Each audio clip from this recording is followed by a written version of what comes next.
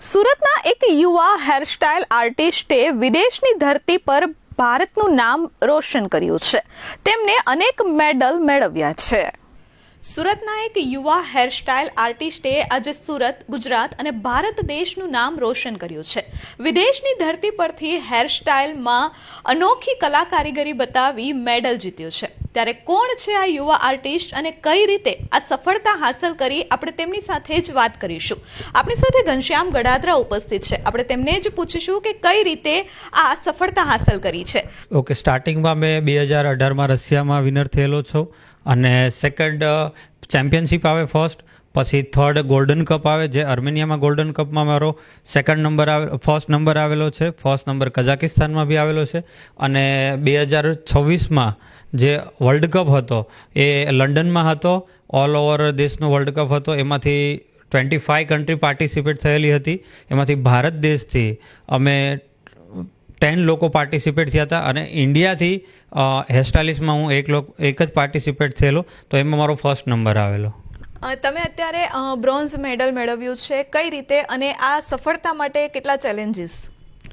Okay, જે લંડનમાં competition હતી, ઓનલાઈન કોમ્પિટિશન હતી, કારણ કે રીઝન એવું હતું કે જ્યારે આર્મેનિયાના અમારા વિઝા મૂકેલા તો વિઝા અમારા કેન્સલ થયેલા. અમારી ફ્લાઇટ ટિકિટ ને બહુ બધું મિસ થયેલું છે અમારા માટે, કે એરપોર્ટ સુધી અમે પહોંચી ગયા હતા તો બી અમને વિઝા નથી મળેલા. પછી અમે ત્યાંથી અપ્રુવલ લીધો ઓનલાઈનનો, તો ત્યાંથી અપ્રુવલ આવ્યો ઓનલાઈન ક્લાસનો, ઓનલાઈન કોમ્પિટિશનનો. તો ઓનલાઈનમાં અમે વિનર થયા છે અને ઓનલાઈનમાં બી એ રીતના કે ત્યાંથી એ લોકો જજ કરી શકે. બહુ ડિફિકલ્ટ હતું અમારા માટે કે કઈ રીતના અમે આ સિદ્ધિ હાસિલ કરી શકશું. જે વિચાર્યું બી નહોતું કે આ લેવલ સુધી અમે પહોંચીશું, કે આજે ભારત દેશનું, ઇન્ડિયાનું જે નામ અમે રિપ્રેઝેન્ટ કરી શકશું ત્યાં બહારની કન્ટ્રીમાં. ઘણા લોકો ત્યાં પાર્ટિસિપેટ હતા જે વર્લ્ડ ચેમ્પિયન થયેલા.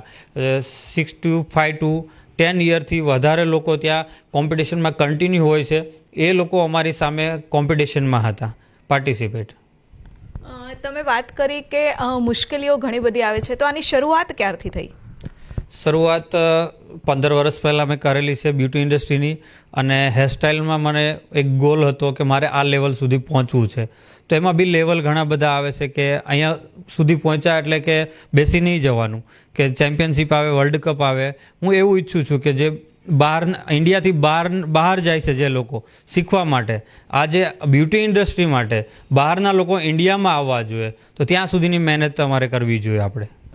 તમે વાત કરી કે બ્યુટી ઇન્ડસ્ટ્રીઝ શીખવા માટે લોકો અહીંયા સુધી આવવા જોઈએ, તો શું લાગે છે કે સ્કિલ ડેવલપમેન્ટ માટે ઇન્ડિયાને કેટલી જરૂર છે?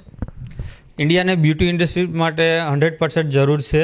કે ત્યાં અમે ગયા તો ઘણું બધું નવું અમને જાણવા મળ્યું કે આપણે બ્યુટી ઇન્ડસ્ટ્રીમાં કંઈ છે જ નહીં, પણ ત્યાંથી અમને ઘણું બધું એજ્યુકેશન મળેલું છે કે આ લેવલ સુધી કામ કરી શકીએ. કે જે લોકો અમારી સામે કોમ્પિટિશનમાં હતા એ વર્લ્ડ ચેમ્પિયન હતા, તો ત્યાંથી અમને ઘણું બધું નોલેજ મળેલું છે કે આવનારા સમયમાં આપણા ભારત દેશને ક્યાં સુધી પહોંચાડવા માટે કેટલી મહેનત કરવી પડશે આ ઇન્ડસ્ટ્રી માટે.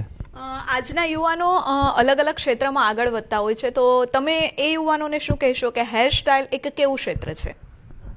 હેરસ્ટાઇલ એક સ્ત્રીની શોભા છે અને આપણી જે ઇન્ડિયા છે, ઇન્ડિયામાં આપણું સ્ત્રી માટેનું ખાસ મહત્ત્વ આપેલું છે. તો આજે બ્યુટી ઇન્ડસ્ટ્રીઝ છે એ આજે ગોલ બહુ, સપોઝ કે બિઝનેસ જે છે એ બહુ ડેવલપમેન્ટ થઈ રહ્યો છે આ એજ્યુકેશન પાછળ માટે. ચોક્કસ આપણે સાંભળ્યું. આ હતા ઘનશ્યામભાઈ ગડાત્રા, કે જેમણે પોતાની સફળતા સુધીની વાતચીત કરી અને કહ્યું કે ઘણા બધા ચેલેન્જીસ છે, છતાં પણ ભારતમાં હજુ પણ બ્યુટી ઇન્ડસ્ટ્રીઝ માટે સ્કિલ ડેવલપમેન્ટની ખાસ જરૂર છે. કેમેરામેન મુન્ના મલબારી સાથે ધરતી પટેલ, S24 ન્યૂઝ, સુરત.